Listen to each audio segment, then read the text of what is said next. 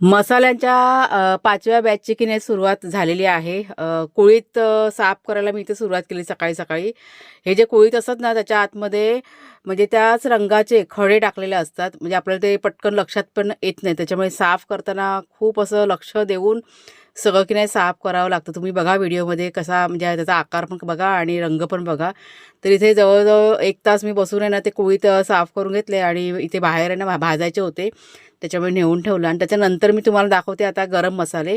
आदल्या दिवशी रात्री उशिरा ना आम्ही गेलो होतो तळ्यामध्ये म्हणजे तिथे एक सुपर मार्केट आहे ना तिथून मी सगळे गरम मसाले खरेदी करते आणि क्वालिटी इतकी छान आहे बघा. तुम्ही म्हणजे हे राई, जिरं, बडीशेप आणि दगडफूल वगैरे म्हणजे ज्या वस्तू माझ्याकडे संपल्या होत्या ना तितक्याच वस्तू मी खरेदी केलेल्या आहेत गरम मसाल्याच्या. बाकीच्या वस्तू आहेत आपल्या घरामध्ये स्टॉकमध्ये. तर ते बघा तुम्हाला दाखवायचं होतं ते दाखवून झालं आणि आता इथे कुळीत बघा भाजायला मी सुरुवात केलेली आहे.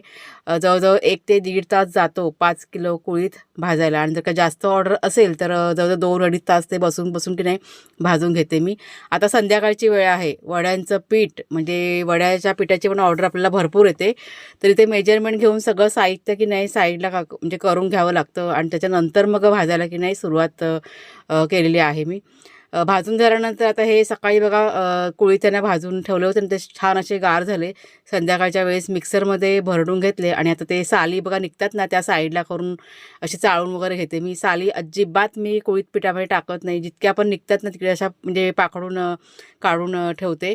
तर अशा प्रकारे बघा आपल्या 5व्या बॅचची की नाही सुरुवात झाली.